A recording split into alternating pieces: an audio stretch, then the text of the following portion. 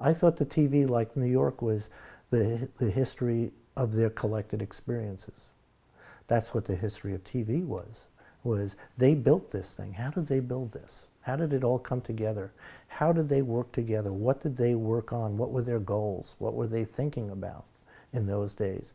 That's that collective process that they all came together at in these various studios, and to try and experiment and do something to make mistakes or to screw things up or to try something, and if it doesn't work, we'll try something else. And eventually that became TV, because when it started there was nothing there. It was just a very hot camera, and what do we put in front of it?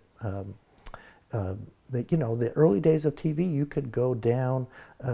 Eric Barnow told me this story. He was a great television historian, where when they first came up with TV, they would bring you down into a room, and they would have somebody in another room, and you would talk to each other. And they'd say, "Wow, I could see you." And they would say, "Yes, you could see me." "Okay, well, what are you doing for dinner tonight?" "Well, I don't know, I guess we have plans." "Okay, hello, I think we're done here."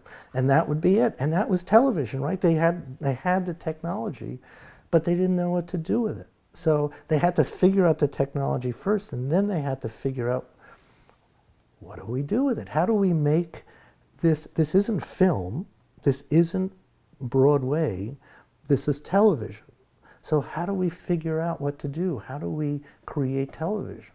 And of course, the biggest thing that they had with the problem with the live dramas was to get people to stop yelling.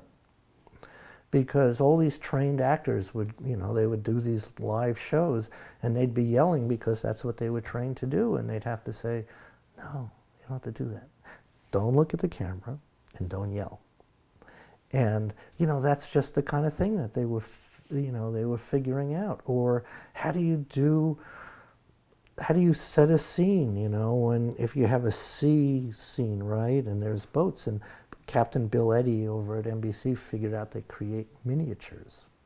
And, you know, that was one of Ted and Lauren's great stories, where they created a miniature scene, and they had a boat on the water, right? It was just a little boat in a tub, but the water was still, and they didn't know, they had to move the water around a little bit. So somebody got the brilliant idea of putting goldfish in the water.